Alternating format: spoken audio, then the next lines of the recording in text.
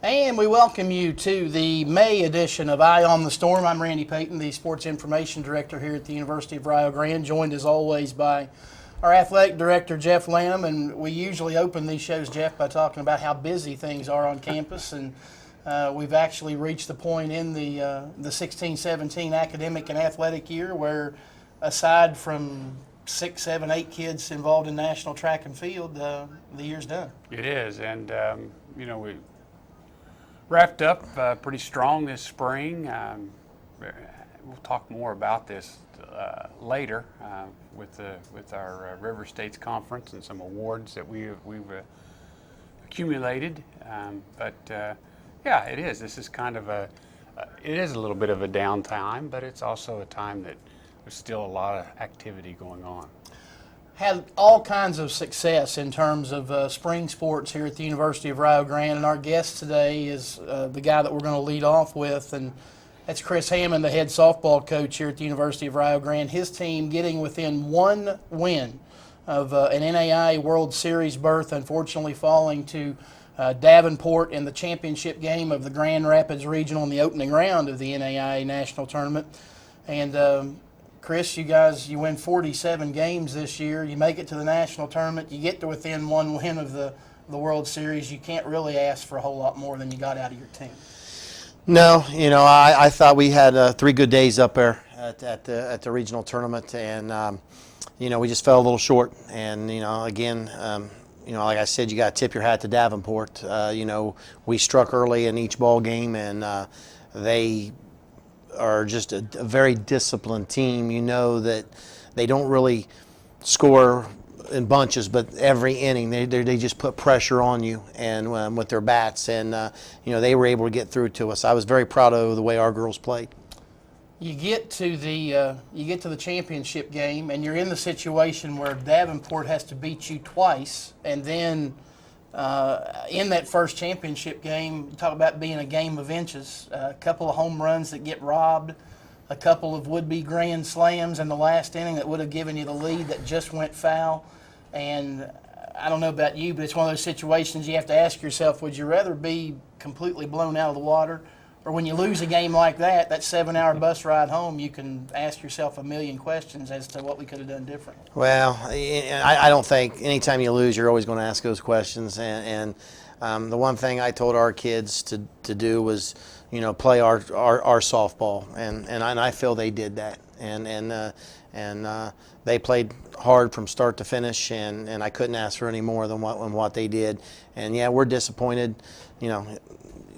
5 feet probably from taking the lead going into the bottom of the 7th, but you can always ask those if questions. But I'm proud of what this group has accomplished here at the University of Rio Grande. We got some photos of some kids that were honored throughout the course of the 2017 season. Of course, Kelsey Conkey, a young lady that ends up being named the River States Conference Pitcher of the Year and Player of the Year. Kind of talk about what she brought to the team this year. You could see the maturity from last year to this year in her. She definitely, I thought, was in total control in the circle when she was, called to be there in the circle. And as the season went on, and I think you saw it from toward the tail end of the season, it carried through the conference tournament, and then even carried into the regionals. How powerful of a bat she has, and the one thing that we're looking for her for going into next season is definitely going to be a leadership role, something that really she hasn't had to carry. And that's one thing that we're going to be stressing with her throughout fall is being more vocal and being a leader in that squad, because we're going to have a very young squad coming in next year. So that's it, Chris. You lost a little bit. No. We lose 9. Right. and we lost 9 kids, and you just don't replace those 9 kids, you know, and each of them had a different, unique way about them of what they meant to this team, and you know, those 9 seniors. I've never had a class that big before in my coaching career, and those 9 seniors were very special, and you know, I wish it could have ended better for them, but I think deep in their hearts they know what they did to this program and the legacy they leave here, and it's definitely the winningest class in Rio softball history. You know, a couple of the other kids that you'll be losing, one of them arguably one of the best pitchers, if not the best pitcher, during the course of her career at Rio Grande, Jenna Jones, a young lady that there you see a picture of her, and she won't be playing next year, but good news is she's still going to be around the program. Yeah, I mean, she's eager to get started. Matter of fact, you know, she's already talked to me of what tournaments we're going to go to this summer and recruit, and so, you know, I think Jenna has those leadership roles that she could take into coaching, and I think Jenna will be a very successful coach, and she will definitely be a big help to us, not only with pitching but with outfield. And you know, Jenna's been here 4 years, so she knows the land, I guess you could say, and so I think it'll be good for the young kids we do have coming in. It'll be good for Jenna to, you know, to be a kind of a role model to those kids. And Jenna's not only a softball player, but she's a pretty good soccer player as well. And I think she has one more year of playing, and she's going to play that next year's fall season. Am I right in that? That's correct. Yeah, she's going to play soccer in the fall. She'll help out a little bit in softball. We have another graduate assistant will be coming in the fall to help us get through the fall. But then Jenna will probably rejoin softball as soon as you know their soccer season's over, and you know, she'll be a big asset to soccer. I know Coach Daniels is very thinks very highly of her, and we're definitely looking forward to her have a great soccer season. I think we've got another pick, too, of the first team all-conference team. Actually, there's Alex Stevens, who was on the first team all-conference squad, and she's another young lady that you're going to lose, and it's going to be hard to replace her. She did a lot of different things, not only in the field but at the bat, and was one of 4 kids that you had on the first team all-conference team. Yeah, and you know, you look at Alex there, and Alex was. You know, she's been here at Rio for the 4 years and pretty much handled that second base position. And then I thought Alex had a great senior year. And she definitely earned that all-league honor this year. And she's a kid that will definitely be missed, just not only, you know, on the field, but, you know, she's a 4.0 student in the classroom. And just having her around the field and her personality, it'll be missed.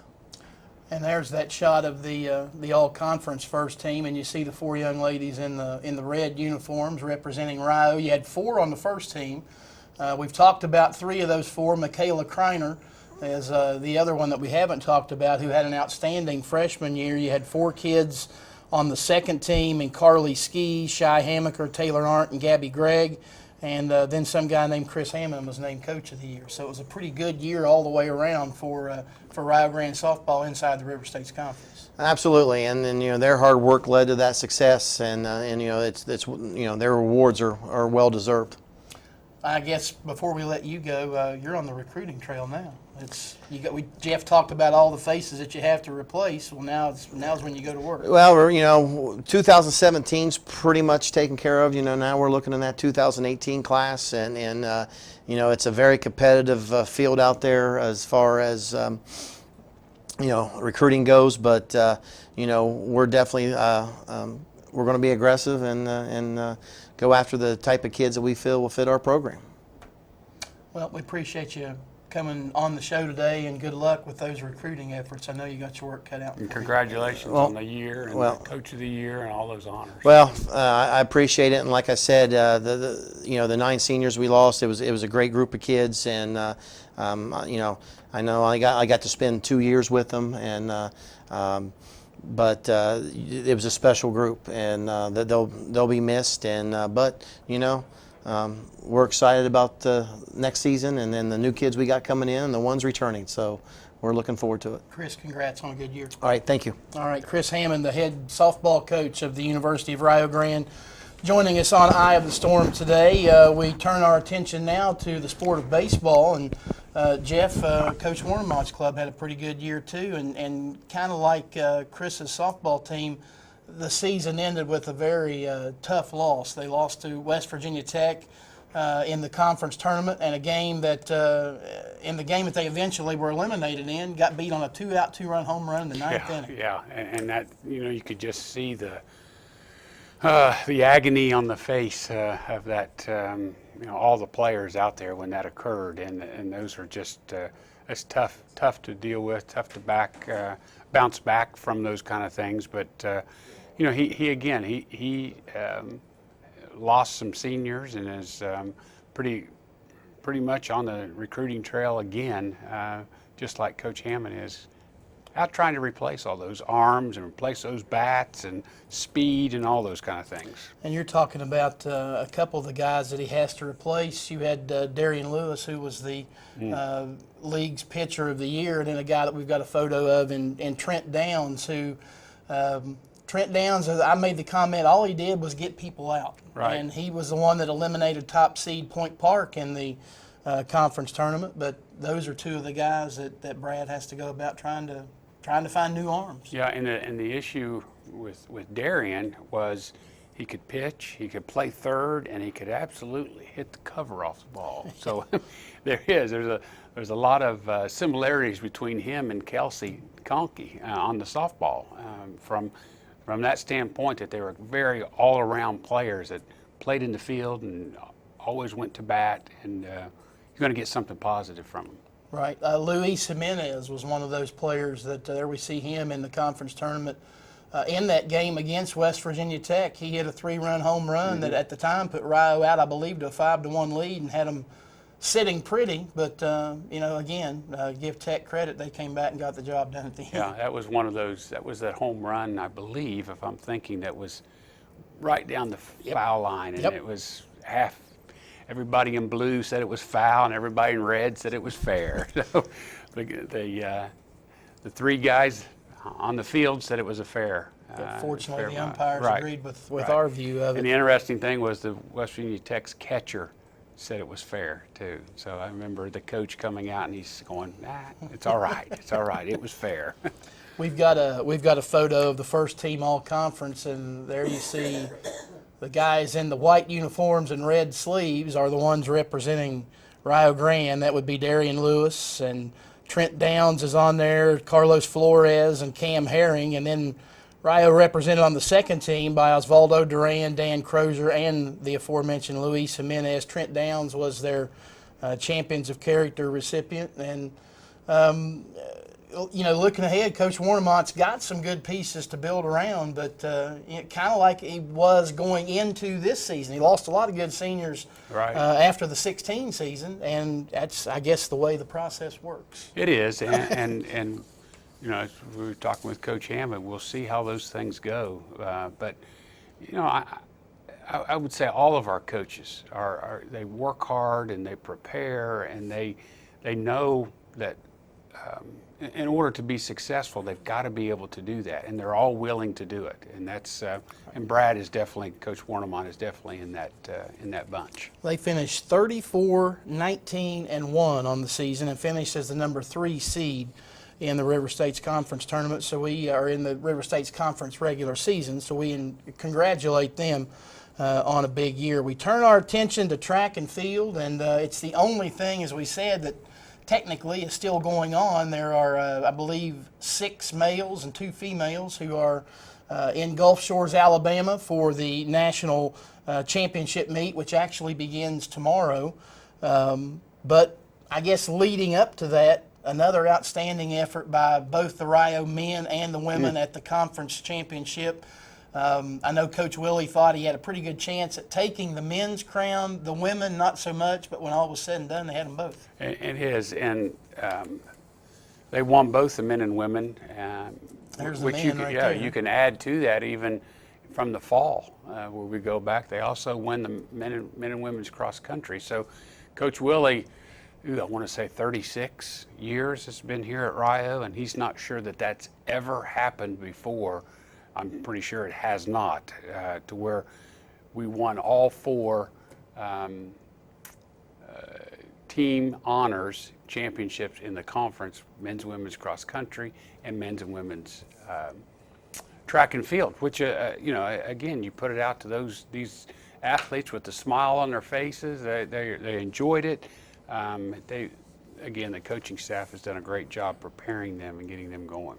I guess when you look at the 8 that Rio is sending to the national meet, you've got one who's got a really good chance at making an honorable or an All-American finish, and that would be Tiana Petty. I think we've got a photo of her, and there she is. She has been, of course, the national champion in indoor and the high jump. She goes into the national outdoor meet ranked 7th nationally. She's 2nd in the heptathlon, and she very well could end up an All-American in both of those events. Right, or even, who knows about the national championship. I mean, that's, I think she was 12th going into the indoor meet and ended up coming out number 1. So you don't know, especially track and field, you just don't know what each day brings. A missed timing and those kind of things, you just don't know. And that's, you continue to move on. And that's what that's what they're doing. She is a junior from Somerset, Ohio. The other female representing Rio is Allison McNeil, who is ranked 25th nationally in the shot put. On the men's side, a potential All-American in Nicola Angelic, who's in the decathlon, and he's 8th among those who have qualified. And I think, correct me if I'm wrong, the top 8 are the ones that end up getting the All-American honors. Correct. And that's a pretty grueling event. Yeah. When you talk about all the different events that they've got to participate in. And they're in Gulf Shores, Mississippi, where it's not cool. So it's pretty heated. I talked with him yesterday, talking about the wind. There's a lot of wind there. That's going to affect, time. It's going to affect height. It's going to affect a lot of things. So there are elements that they've got to deal with in that outdoor arena. So we'll see. I mean, best of luck, and we hope the best. Kind of go through the order of the other folks that are representing Rio on the men's side. Connor Messer in the pole vault, who is 20th nationally heading into the nationals. Mike Norris in the 800-meter run, who is 20th nationally. Clint Campbell in the 400-meter hurdles, who is 22nd. And then 3 gentlemen who have qualified to run in the marathon, and that would be Cam Carpenter, Blake Freed, and Dallas Guy. They are 40th, 47th, and 44th among the qualifying participants in that. So we wish them good luck. And again, that begins tomorrow and runs through Saturday down at Mickey Miller Blackwell. It's a mouthful stadium down in Gulf Shores. So we wish those folks the best. We want to finish up today by talking about everybody says, well, your season's done. What goes on campus athletically during the summer? And that obviously is headed up by our camp schedule. And nearly every sport has some kind of camp or clinic: men's and women's soccer, men's basketball, bowling, volleyball, women's basketball. I guess it's not the first that gets underway, but men's basketball is the one that really brings in all kinds of folks on this campus over the course of the summer months. That's right. We're looking at, That's the hard work camp team picture from last year. From last year, right. And so, they have, with staff and everybody, well over 450 participants that are here on campus. And they do a fantastic job. I mean, Coach French has those guys running all over campus, and they follow orders, and they do a nice job, and it's fun to watch them. They've got all those basketball courts set up outside behind Line Center, behind this building we're in here in Woodhall, and it becomes a community act because the parents and any kind of relatives come in the evening time and watch them play outdoor and indoor. And that hard work camp that we just saw the picture of, that's kind of the culmination of all of it. He's got camps for little kids, for point guards, all kinds of high school and junior high shootouts where teams come in and get their summer workout. Literally, it's something new every day. Right, going on. and most of those, I think he's saying about 120 different teams come in for those shootouts and those are half day. They come in and play 4 games and then take off, and a new crew comes in the second half of the day. So it does stay pretty busy. And it all gets underway. I think the actual first camp is a youth camp for soccer, and it's scheduled for June the 5th through the 8th. It's part of a joint operation between the men's and women's soccer programs. And there is information on all of our camps. You can go to www.rioredstorm.com. There's all kinds of info there for sign-ups. And you can, and again, that's men's and women's soccer, that's men's basketball, bowling, volleyball, women's basketball, and we mentioned bowling. They actually have a clinic. It's not here on campus. It will be at Skyline Bowling Center down in Gallipolis, but I know they continue their work. It is, and it's, we've talked about, we've had Coach Little here with us, and it's really interesting to see those guys work. First time they've ever done any kind of this recruiting and coaching part of this, so it's every day is an adventure with those guys, and they're just doing a great job getting out and beating all the bushes. They're trying to find good bowlers. They're trying to find people that fit what we're looking for here at Rio, and it's working. Not only are they going to be here locally doing one, but they're also going to be in Ironton, Ohio, and I don't have the date on that, but they're doing similar, having a one-day camp down at Ironton, Ohio as well.